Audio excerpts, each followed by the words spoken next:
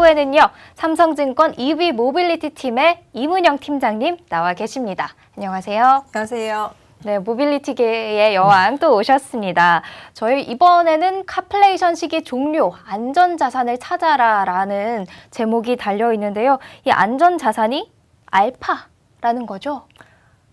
네, 안전자산 그러니까 첫 번째 시간 강의 들으셨겠지만, 그러니까 그 주식에 대한 위험을 좀 피하라 해서 그렇다고 해서 저 제목이 안전자산이 금이나 현금을 의미하는 건 아닌가요? 의미한 건 아닙니다. 그러니까 어느 분이 이제 제가 좀 존경하는 매니저분이 이런 이 혼란의 시기에 안전자산이라는 건 사람들이 다 사고 싶어하는 자산이다. 그래서 네. 아무래도 이제 모빌리티 섹터가 저는 상반기 굉장히 핫하다고 느끼면서 이제 지냈는데 불과 3개월 만에 저희가 3개월 전에 네, 이걸 한번 했잖아요. 뵀잖아요. 행사를 거의 3년 된 것처럼 길게 느껴지는데요.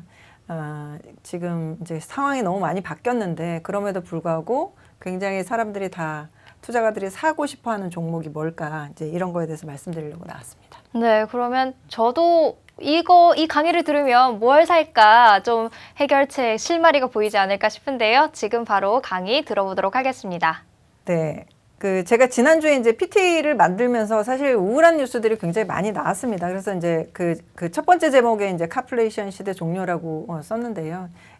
아시는 대로 자동차가 그동안 굉장히 상황이 좋았잖아요. 다 같이 그러니까요. 가격을 막 올렸잖아요. 근데 우울한 뉴스들이 많이 있었는데 그중에서 이제 대장격인 테슬라가 중국 공장 지어놔서 월별로 막 10만 대씩 팔아 제낄 줄 알았는데 갑자기 출고 시간이 엄청나게 단축되고 있다는 거예요. 네. 심지어 이제 홍콩에 있는 투자자랑 전화를 하는데 지금 상해에 가서 이거 주문하면 바로도 받을 수 있다는 거예요. 그 정도로 굉장히 출고 시간이 단축됐다. 이거는 전기차에 대한 수요가 뭔가 좀 둔화되는 게 아닐까? 이제 좀 의심을 던지시더라고요. 할 수가 있겠네요. 네. 그리고 이제 일론 머스크도 트위터를 통해서 페드가 이렇게까지 세게 금리를 올리면 우리 디플레이션 갈 거야. 이렇게 하면서 이제 우려를 했고요. 또 이제 결정적으로 자동차 업체들의 주식을 확 끌어내렸던 게 주가를 끌어내렸던 게 포드입니다. 네. 포드가 우리 3분기 실적 쇼크 날 것 같아. 근데 이제 비용이 생각지도 않게 10억 불이 더 증가를 했다는 거죠. 네. 근데 사실 지난 1년 반 동안 계속 비용은 증가하고 있었고 인플레이션 시대다 막 이렇게 하면서 그거를 소비자가에 전가를 하면서 완성차 업체들이 실적이 잘 나왔던 건데 이제는 그 뉴스를 딱 보는 순간 모든 투자자들이 이제 비용 전가가 안 되는구나. 그러면 다시 경쟁의 시기로 들어가는 거야. 그랬는데 이제 리세션까지 온다고 하니 그러면 여기서 또 수요가 박살나? 근데 하필이면 이제 왼쪽 차트 보시면 이제 딜러 재고가 막 계속 그동안은 없다. 뭐 재고가 바닥났다. 뭐 지금 예약하면 1년 걸린다. 뭐 이랬었잖아요. 네. 근데 유럽과 중국은 어느새 딜러 재고가 정상화가 됐습니다. 물론 이제 미국은 아직 정상화 대비로는 50% 수준이지만 여기서 만약 수요가 예전 글로벌 금융위처럼 박살이 난다. 그러면 정말 또 다시 끔찍한 상황이 벌어질 수도 있는 거죠. 테슬라 이제 중국 시장에서 뭔가 출고 기간이 굉장히 단축이 되고 있고 거기에 이제 테슬라 보험을 신청을 하면 뭔가 이제 현금 인센티브 준다는 뉴스까지 있었어요. 네. 그러면 그 다음에 나올 뉴스는 굉장히 뻔한 거죠. 그러면 중국에서 이제 좀 있으면 가격이나 하나? 뭐 이런 식으로 이제 뉴스가 나오기 시작하면 지금 이제 차트 보시는 대로 테슬라가 이제 올해 상반기에 굉장히 실적이 잘 나왔었는데 자동차 사업부가 실적을 이끌었고 차량의 원가가 올라가는 속도보다 차량의 판매 단가가 올라가는 속도가 훨씬 더 빠른 거를 보실 수 있습니다. 그랬는데 저게 먼저 꺾인다라고 하면 실적이 완전히 안 좋아질 거잖아요. 네. 그러니까 굉장히 투자가들이 안절부절하면서 이제 걱정할 수 있는 시기라는 거죠. 근데 이제 제가 생각하기에는 지금이 위기가 아니라는 게 아니라 아까 이제 허준호 기사님도 뭔가 이제 리세션이나 뭐 이런 가능성에 대해서 말씀을 해주셨는데 위기 맞습니다. 근데 자동차 섹터로 이렇게 놓고 보면 지금은 수요의 위기가 아닌 공급망의 위기인 거죠. 네. 그동안 뭐 물류 대란이 났고 자동차 차량용 반도체 대란이 났고 하면서 제대로 생산을 못했잖아요. 그러니까 네. 미국이랑 중국이랑 편갈라서 싸우면서 이게 뭔가 이제 밸류체인들이 공장도 옮기고 제대로 이제 못 돌아다니고 출근도 못하고 이렇게 하면서 밸류체인들이 막 흔들리니까 할 수 없이 생산을 못하면서 판매가 안 되는 이런 상황이었습니다. 그래서 이미 자동차 수요는 그 코로나 이전 대비로 해서 유럽은 거의 30%가 빠져 있는 상태고요. 연간으로 놓고 보면. 그리고 이제 미국은 20%가 빠져 있고 중국도 15%가 빠져 있습니다. 많이 빠진 건가요? 네, 이게 예전 이제 글로벌 위기랑 비교를 해보면 이제 미국은 그때 이제 2년에 걸쳐서 한 40% 정도가 빠졌거든요. 지금은 뭐 영국의 위기다 뭐 이렇게 하면서 이제 유럽이 좀 많이 흔들흔들 하잖아요. 그러면 지금 유럽이 훨씬 더 예전에 미국의 금융위기 같은 상황을 내년에 맞이한다고 하면 여기서 10%더 빠지면 그냥 되는 거예요. 끝. 네. 끝. 그런데 앞서 보신 대로 재고가 예전처럼 글로벌 금융위기나 아니면 코로나 때 초기에 우리가 못 돌아다닐 때 이 밖에도 못 나가고 막 이렇게 했을 때의 딜러의 재고 개월 수는 정상 수준 대비 3배, 4배가 높았거든요. 네.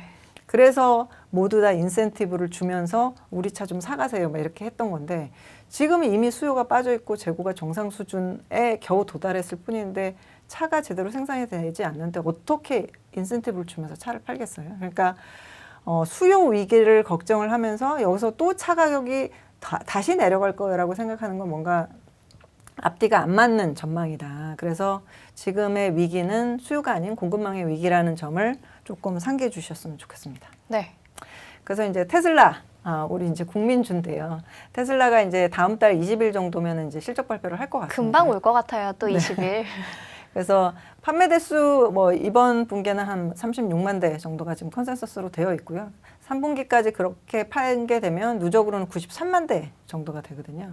그러면 올해 이제 우리 50% 성장할 거야 이렇게 공언을 했기 때문에 그걸 맞추려면 4분기에 한 43만 대, 45만 대 뭐 이 정도를 하면 됩니다. 그래서 물론 이제 3분기 대비 조금 더 늘어나는 대수긴 하지만 뭐 그 신규 공장들이 올라오는 거를 감안을 하면 충분히 50% 성장률은 달성을 할 수 있겠다. 그리고 이제 영업이익률은 18% 정도가 지금 컨센서스거든요. 그래서 2분기에 이제 중국 공장 셧다운 때문에 14%로 내려앉았다가 다시 이렇게 반등을 하기 때문에 이 정도의 실적을 맞춘다고 하면 저는 내심 이제 서프라이즈 실적을 기대를 하고 있는데 지금 또 9월이 돼서 그 월말에 이제 대수를 많이 만들기 위해서 엄청나게 또 직원들을 막 이렇게 쪼고 있다고 하더라고요. 그래서 오히려 서프라이즈 실적이 나오지 않을까라는 생각이 드는데요. 그래서 작년 뭐 동기 대비로는 100% 이상의 성장을 하는 그런 훌륭한 실적을 낼 수 있지 않을까 생각을 합니다. 좀 전에 말씀드렸던 대로 테슬라는 단연 자동차 사업부가 실적을 이끌고 있습니다. 근데 이번 분기에서 실적 발표가 나면 꼭 이 부분을 봐주세요라고 말씀드리려고 이 차트를 가져왔는데요. 자동차 부분만 사실 제대로 이익을 내고 있고 테슬라는 에너지 사업부 그리고 서비스 및 기타 사업부에서는 돈을 못 벌고 있습니다 지금. 그러네요. 네. 너무 차이 나네요. 그리고 이제 특히나 이제 에너지 사업부 예전에 에너지 사업부 출범할 때만 하더라도 이거는 자동차 사업부랑 비슷한 크기로 커질 거야라고 이렇게 고언을 했었는데 사실 전체 사이즈에서 차지하는 부분이 딱 5% 정도밖에 안 되거든요. 굉장히 작은 비즈니스입니다. 여기서 이제 잠깐 약간 다른 이야기처럼 들릴 수도 있지만 저는 이제 이번 분기부터 테슬라의 이 에너지 사업부가 굉장히 고성장을 하지 않을까라는 기대를 하고 있는데요. 네. 이제 뭐 얼마 전에 이제 뉴스에서도 이제 에너지 사업부의 헤드가 뭐 이번 분기에는 굉장히 놀라운 성장률을 기록할 거야 이렇게 뭐 언급을 하기도 했습니다. 사실 이제 지금 우리나라 주식시장이나 정책당국이나 언론이나 이 IRA, 이 인플레이션 간출법 때문에 굉장히 걱정들이 많으시잖아요. 그러니까요. 네, 우리 현대기아차가 뭐 미국에서 팔 수는 있는 건지. 전기차를 못 파는 거 아니야? 이러면서 하는데 물론 이제 되게 억울한 측면이 있기는 하지만 IRA의 예산의 분배 내용을 보면 국회 예산처에서 나온 내용들을 보면 사실 이 EV 텍스 크레딧에 책정된 예산은 전체 예산 중에 2% 정도밖에 되지 않습니다. 네. 그래서 그 텍스 크레딧을 받을 수 있는 대수로 환산을 해보면 100만 대가 끝이에요. 100만 대 아니면 절반을 3,750불을 받는다고 하면 200만 대 정도? 그러면 사실 미국이 연간 1,700만 대 규모의 시장인데 그거를 10년에 나눠서 뭐 10만 대 내지는 20만 대 정도의 텍스 크레딧을 받는 차들이 나온다고 하면 수요의 1%밖에 안 되거든요. 그래서 생각보다 적네요. 네, 너무 적습니다. 그러니까 미국이 인플레이션 감축법안의 목표는 전기차의 부흥이 아니라 그러니까 여기 이제 파이 차트를 보시면 뭐 태양광, 풍력, 원자력, 주거 에너지 개선 이런 쪽에 대부분의 예산이 가 있거든요. 그래서 신재생 에너지 그러니까 전력 체계의 그린화를 목표로 하고 있습니다. 그래서 이 텍스 크레딧의 도움을 받아서 태양광 에너지 시장이 엄청나게 성장을 하게 될 것 같고요.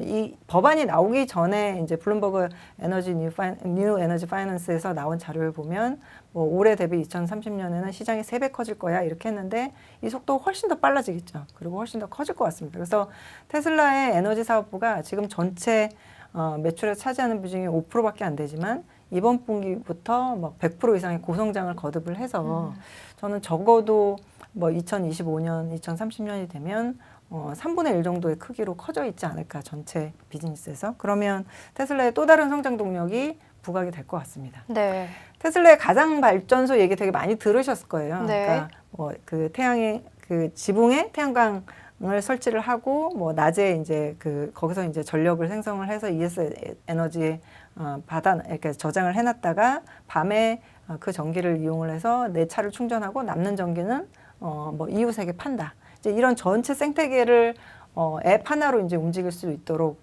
테슬라는 이제 그런 서비스 비즈니스 모델을 생각을 하고 있는데요. 실제로 지금 캘리포니아나 호주나 텍사스 이런 곳에서 이제 실증 실험을 하고 있거든요. 뭐 물론 이제 이 부분은 사실 뭐 수익이 얼마나 되겠냐라고 생각을 하실 수도 있지만 뭐 이미 이제 테슬라가 연간으로는 우리나라 돈으로 한 100조 원 정도의 매출 사이즈의 엄청난 큰 회사가 됐기 때문에 사실 이거가 차지하는 비중은 그렇게 크지 않을 수 있습니다. 근데 예전에 이제 기억을 되살려서 2015년, 16년 이제 모델 3 처음 나오고 이렇게 했을 때 생각을 해보시면 그때 이게 전기차가 되겠어? 했는데 완전히 문화를 바꾼 거잖아요. 그러니까요. 그런 것처럼 지금은 뭐 태양광 지붕 이거 꼭 해야 돼? 이렇게 했는데 뭔가 내가 전기 에너지도 생성을 하고 남는 전기를 또 이웃에게 팔고 이런 완전히 생태가 바뀌는 그런 이벤트를 내년부터는 보실 수 있지 않을까. 내년부터요? 네, 듭니다. 이제 이틀 있으면 AI 데이가 있습니다. 많은 분들이 주목을 하고 계시는 맞습니다. 그런 날이죠. 네, 휴머노이드 로봇이 상용화가 되면 이렇게 사시겠어요? 휴머노이드 로봇이요. 근데 사실 제가 이게 가정용 로봇에 그칠 것이다 이런 기사를 보기는 봤거든요. 그래서 한번 일단 어떻게 가동이 되는지 궁금은 합니다. 네, 뭐 테슬라는 이제 이런 이벤트를 통해서 항상 2, 3년 뒤에 상용화될 기술들을 선보였기 때문에 당연히 굉장히 귀추가 주목되고요. 그리고 이제 이런 이벤트를 통해서 또 이제 인재들을 리크루팅하기 때문에 이게 된다고 이 이벤트를 한다고 해서 뭐 내년에 당장 상용화 될 것 같지는 않습니다. 그리고 먼저 이제 휴머노이드 로봇을 개발을 하면은 자기 생산 시설에 넣겠다고 했으니까요. 얼마나 그걸로 인해서 생산성이 좋아지는지 뭐 이런 것들이 주목이 됩니다. 관전 포인트가 3가지가 있다고 생각을 하는데요. 먼저는 FSD 베타 버전이 계속 업그레이드가 되면서 여러 가지 유튜브 채널에서 저도 이제 많이 구경을 하고 있는데 네. 이게 앨런 머스크는 이제 수년 전부터 FSD가 상용화가 될 거야 하고 이제 드디어는 올해 내로 할 거야 했는데 중간에 이제 AI 수장을 맡고 있던 앤드레 카프시가 퇴사를 했거든요. 네. 그래서 이게 될까? 이제 한편으로는 또 의심도 있고 해서 아마 이제 이번에는 이 FSD 베타의 스케줄을 좀 못 박아주지 않을까라는 생각이 들고요. 그리고 두 번째는 작년 AI 대회에서 도조라는 이제 AI 컴퓨터를 선보였거든요. 근데 그때도 이렇게 하나의 칩을 이렇게 설계된 칩을 들고 나와서 이거를 2022년에 우리가 다 완성을 해서 정말 FSD랑 테슬라 봇에 적용을 할 거야 라고 했는데 이게 정말로 다 됐는지 사실 22년 이제 거의 다 지났잖아요. 3개월밖에 안 남았습니다. 네. 그래서 이게 됐는지 그리고 이제 마지막으로는 정말 작년에는 스타킹을 뒤집어 쓰고 나와가지고 막 사람이 춤을 췄는데 진짜로 저런 모습인지 저런 모습은 솔직히 아닐 것 같은데 정말 정교한 그 기술을 가진 로봇이 나와서 생산 라인에 투입이 될 수 있는지 이런 것들을 지켜보시면 좋을 것 같습니다. 이것들이 중요한 게 아까 이제 노동력 부족에 대해서 설명을 들으셨잖아요. 네. 그런 것처럼 지금 이제 미국에서는 계속 일자리가 생성되고 있는데 일자리가 남아돌고 있는데 인력 구하기가 되게 어려워서 네. 사실 생산성 올라오는 속도가 굉장히 느린 것 같거든요. 그래서 이 로봇 기술이 공장에 들어가서 중국 공장보다 훨씬 더 높은 생산성을 보일 수 있다고 하면 중국의 리스크가 굉장히 많이 줄어들게 될 것 같습니다. 현대기아차 얘기로 넘어가서요. 현대기아차에 대한 외국인의 시선이 저는 달라졌다고 느껴지거든요. 사실 솔직히 1분기 때까지 실적 나올 때까지는 내가 진짜 그래도 삼성이 외국 브로커도 하는데 어떻게 이렇게 글로벌 투자자들은 현대기아차에 대한 관심이 없을까 좀 속상했었는데 네. 2분기 실적부터 보면 사실 1분기 실적까지는 다 좋기도 했지만 수익성을 이렇게 순서를 매겨보면 현대차나 기아차는 이렇게 뒤쪽에 가 있었어요. 글로벌 업체 대비해서. 그러면 굳이나 그 현대기아가 전기차를 엄청나게 잘하는 회사도 아니고 수익성이 엄청 두드러지게 좋은 것도 아닌데 굳이 한국까지 가서 내가 현대차나 기아를 사야 되나? 이제 외국인 투자자 입장에서는 충분히 네. 그럴 수 있었는데요.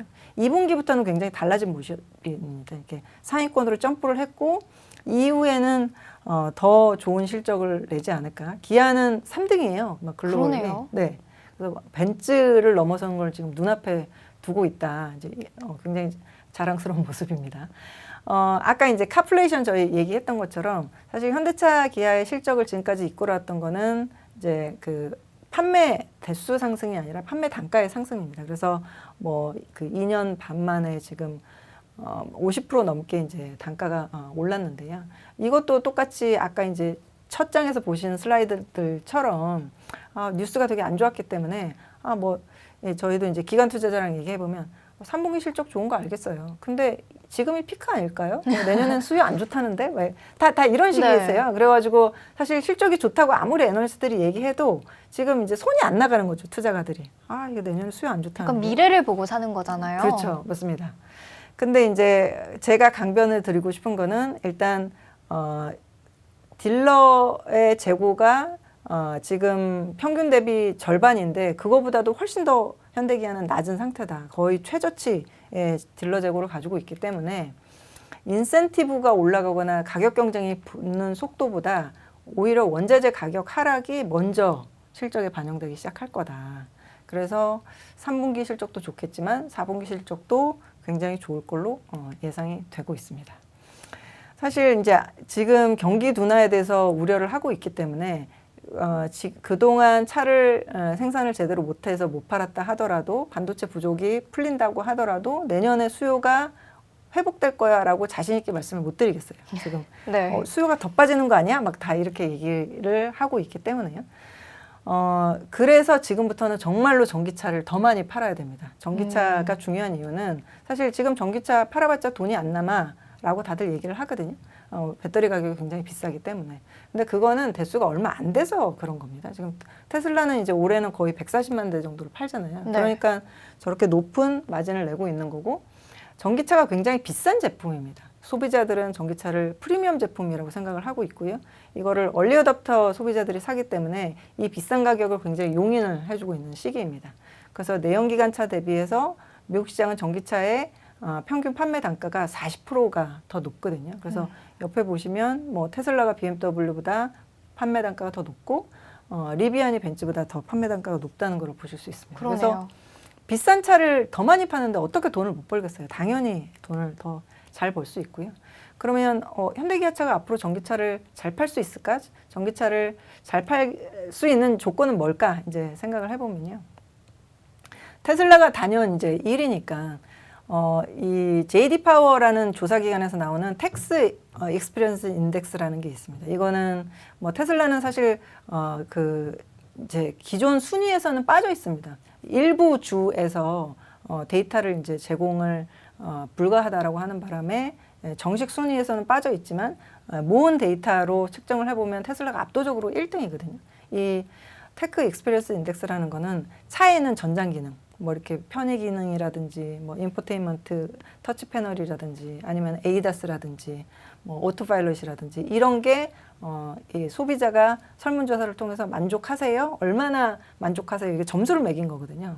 거기서는 압도적으로 1등이고 또 IQS 지수라는 게 있습니다. 이건 품질 지수거든요. 그래서 네. 뭐 테슬라 이제 단차 많아요, 막 뭔가 페인트 칠 이상해요, 뭐 타이어도 좀 이상한 것 같아요, 막 이런 불만들 되게 많잖아요. 네. 거기서는 이 오너들이 엄청난 불만을 가지고 있습니다. 근데 그게 합쳐져서 그래서 이 브랜드에 대해서 만족하세요라고 하면 또 다시 테슬라가 1등이에요. 그러니까 전기차의 소비자는 이런 하드웨어의 품질, 뭐 단차, 뭐 페인트칠, 막 이런 거보다는 이거 전자제품이야? 전자제품처럼 스마트폰처럼 업데이트가 잘 돼, 업그레이드가 잘 돼, 그런 기능들이 잘 돼. 이제 이거에 훨씬 더 포커스를 하고 있다는 거죠. 기술력을 되게 우선시하는. 네, 소프트웨어 기술이 훨씬 더 중요하다. 물론 현대기아가 테슬라만큼의 소프트웨어 기술을 가지고 있는 건 아니지만 똑같은 조사에서 이 프리미엄 브랜드에서 이 만족도 조사를 해보면 이 테크 익스피리언스 인덱스에서 제네시스가 1등입니다. 그리고 대중 브랜드에서는 현대차가 1등, 기아가 2등. 이 조사를 시작한 지 3년 됐거든요. 근데 네. 3년 내리 현대차가 1등이었어요. 오. 그러니까 미국 시장에서 잘 되는 게 단순히 그냥 우리가 생산을 잘해서 막 부품업체를 막 못 살게 굴어서 야 이거 빨리 생산해 뭐 이렇게 해서 이 부품 빨리 가져와 이렇게 쪼아서 잘 되는 게 아니라 이런 정말 전장 기술들이 다 뒷받침이 되고 있다. 그러니까 현대기아가 전기차에서도 굉장히 잘할 수 있는 조건이 되어 있다는 거죠. 상반기까지는 미국 전기차 시장에서 현대차가 테슬라에 이어서 2위였는데요. 네. 점유율이 11%. 근데 8월에 갑자기 5위로 뚝 떨어집니다. 그래서 다들 이거 봐. IRA 하면서 이 텍스 크레딧을 못 받으니 이게 순위가 바로 떨어지네. 이렇게들 좀 많이 오해를 하시는데요. 충분히 지금 전기차 수요는 굉장히 대기 수요가 많이 있는 상태고요. 저희도 아이오닉 6 뭐 이거 출시했는데 갑자기 사전 예약 대수 막 6만 대 찍고 막 이렇게 하잖아요. 네. 미국도 지금 똑같은 상황이고, 근데 다만 이제 7월, 8월에 전력 반도체 품질 불량 이슈가 좀 있었습니다. 다행히 이제 8월 그래서 이제 생산을 제대로 못해서 공급 부족 때문에 이제 MS가 떨어진 거고요.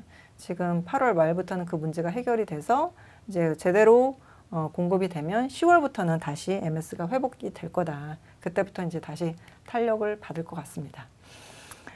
테슬라 차를 소비자들이 굉장히 좋아하는 거는 전장 기술이 뛰어나고 소프트웨어 기술이 뛰어난데 그게 늘 업데이트가 되고 업그레이드가 되면서 늘 새 차처럼 탈 수 있기 때문인 것 같습니다. 현대차나 기아가 이제 전기차를 잘 대응을 한다라고 칭찬을 받고 있지만 아직까지 그 나온 차들은 그런 소프트웨어 업데이트가 막 빨리빨리 되는 차들은 아니거든요. 네. 근데 이제 드디어 그런 차들이 나오기 시작을 합니다. 이 차들인가요? 네, 그래서 아이오닉 6 이제 그 내년에 이제 미국에 나가는 차 그리고 이제 EV9 내년 하반기에 이제 EV9이 나오면 뭐 EV9 같은 경우는 고속도로 자율주행 기능도 갖추고 있거든요. 그래서 네. 이런 차들이 나와서 미국의 전기차 점유율을 굉장히 점프시키지 않을까 기대를 하고 있고요. 저는 이 차트를 그리면서 굉장히 이제 가슴이 설레었는데요. 현대기아가 사실 미국에서 굉장히 코로나 이후에 성공을 했지만 여기 평균 판매 가격을 보시면 여전히 싼 차를 파는 브랜드입니다. 그러니까 그러네요. 도요타보다도 싸고, 그러니까 사실 이제 좀 나쁘게 얘기하면 싼 맛에 타는 차 여전히. 그러니까 동일한 세그먼트라고 하면 독일 차나 일본 차 대비로 해서는 10에서 15% 정도 싸거나 아니면은 좀 더 이 사양을 빵빵하게 넣어줘야 된다. 그런데 그 옆쪽에 보시면 전기차의 가격은 현대차, 기아차의 지금 평균 판매 단가보다 훨씬 더 높습니다.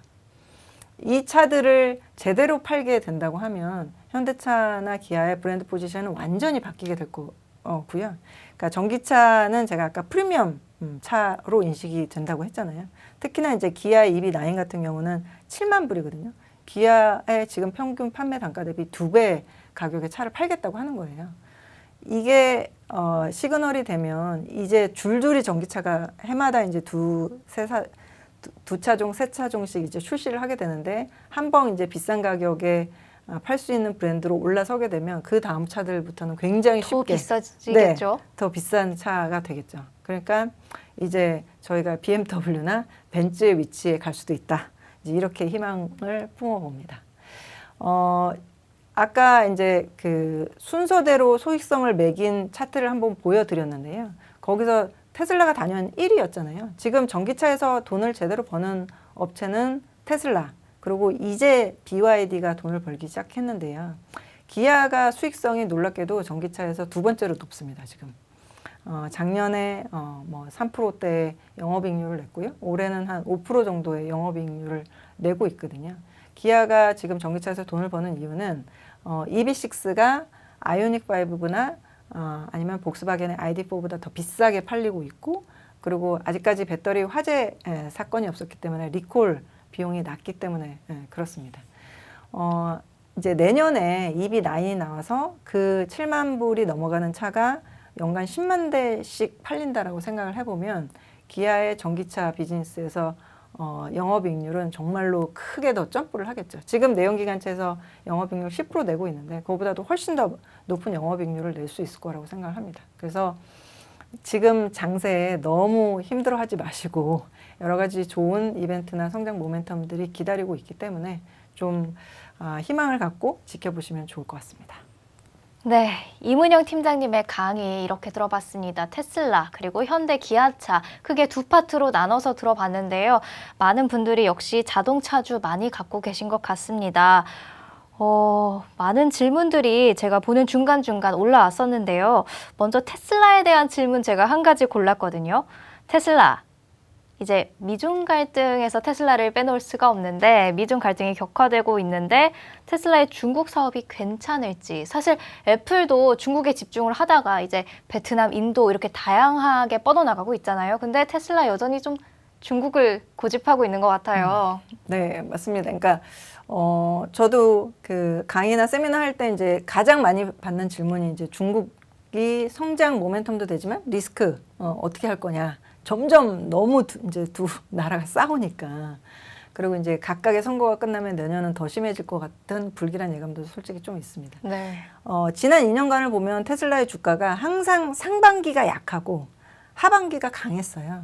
그리고 상반기가 약할 때 보면 항상 중국 이슈가 있었습니다. 작년에도 뭐 브레이크 리콜이나 상하이 모터쇼에서 막 누가 지붕 위에 올라가가지고 막 시위하고 막 이런 네. 것도 있었고, 그리고 올해도 이제 상하이 공장이 중단되거나 뭐 이런 이슈들이 있었잖아요. 네. 그래서 내년에도 아마도 이제 그 뭐 미군 중간 선거, 그리고 이제 중국은 이 그 3차 당대회가 끝나고 나면 각각의 수장들이 또 엄청나게 부딪히는 이벤트가 있을 것 같고요. 그런 가운데 테슬라가 조금 리스크한 이벤트를 겪을 수도 있기 때문에 저는 3분기 실적이 굉장히 서프라이즈일 거라고 생각을 하고 이 연말에 막 또 테슬라가 굉장히 화려한 불꽃을 막 피우면 약간 비중을 조절을 하셨다가 내년에는 8월에 사이버 트럭이 나오는 걸로 되어 있잖아요. 네. 그래서 상반기에 조금 비중을 줄이셨다가 하반기 될 때쯤 다시 비중을 늘리시는 그런 전략도 생각해 보시면 어떨까 말씀드리고 싶습니다. 네, 테슬라 전략 살펴봤는데요. 테슬라 하나 질문을 드렸으면 또 현대기아차 관련돼서 하나 질문을 드려야겠죠.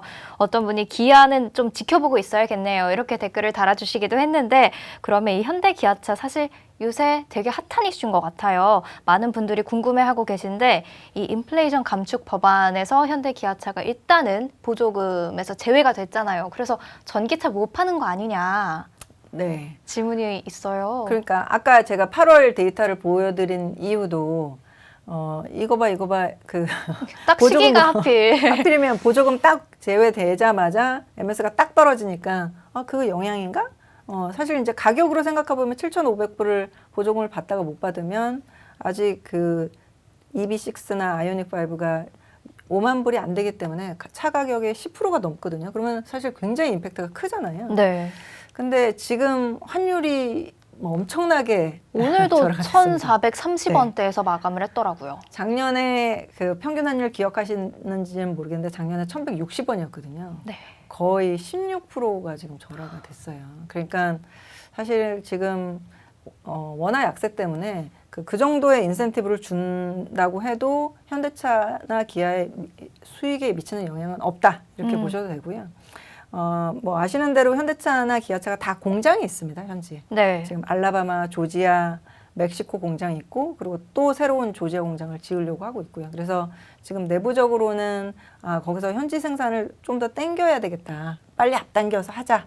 이렇게 결정이 돼서 그 스케줄이랑 부품업체들이랑 그 스케줄에 대해서 지금 논의를 하고 있는 걸로 알고 있고요. 그러면 뭐 그 라인을 바꾸는데 현지 공장에서 라인을 바꾸는 데는 한 3개월 정도면 되거든요. 그러니까 빠르면 뭐 내년 6월 이전에라도 전기차 생산을 현지에서 할 수 있기 때문에 뭐 충분히 현대기아가 대응할 수 있는 체력이 되는 회사라서 그거에 대해서 너무 걱정을 안 하셔도 되지 않을까 생각합니다. 그럼 정말 짧게 질문 하나만 더 드릴게요. 이분이 올려주셨는데 그러면 현대기아 추가 매수 어떨까요? 라고 질문을 주셨거든요.